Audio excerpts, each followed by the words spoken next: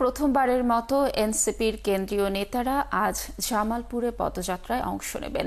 পদযাত্রা ও সমাবেশের জন্য এরই মধ্যে সব ধরনের প্রস্তুতি নেওয়া হয়েছে। জাতীয় যুব শক্তি এনসিপি কেন্দ্রীয় কমিটির যুগ্ম আহ্বায়ক হিফজুর রহমান বকুল জানান, সকাল ৯টায় ডাকবাংলোতে জুলাই অভ্যুত্থানে শহীদ পরিবারের সদস্যদের সাথে মতবিনিময় করবেন এনসিপি নেতারা।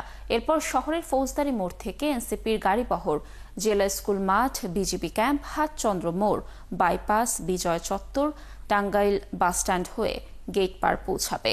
এরপর গেট পার থেকে পদযাত্রা শুরু হয়ে শহরের প্রধান সড়ক ঘুরে ফৌজদারি চত্বরে সমাবেশ হবে। এর আগে দলের আহ্বায়ক নাহিদ ইসলামের নেতৃত্বে এনসিপি নেতারা রবিবার সন্ধ্যায় শেরপুর থেকে জামালপুরে পৌঁছান। জামালপুরের 7টি উপজেলায়, প্রত্যেকটা উপজেলা এবং প্রত্যেকটা ইউনিয়ন এবং গ্রামে আমাদের মাইকিং পৌঁছানো হয়েছে। প্রতিটা গ্রামে গ্রামে লিফলেট পৌঁছানো হয়েছে।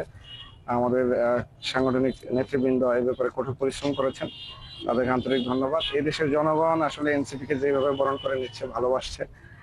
আমরা অনেক জায়গায় খবর পেয়েছি, বিভিন্ন বাজারে মুরব্বীরা আমাদের বিজ্ঞাপনের আগে বা প্রচার প্রচারণা আগেই জানতে পেরেছে যে এনসিপি চলে আসছে।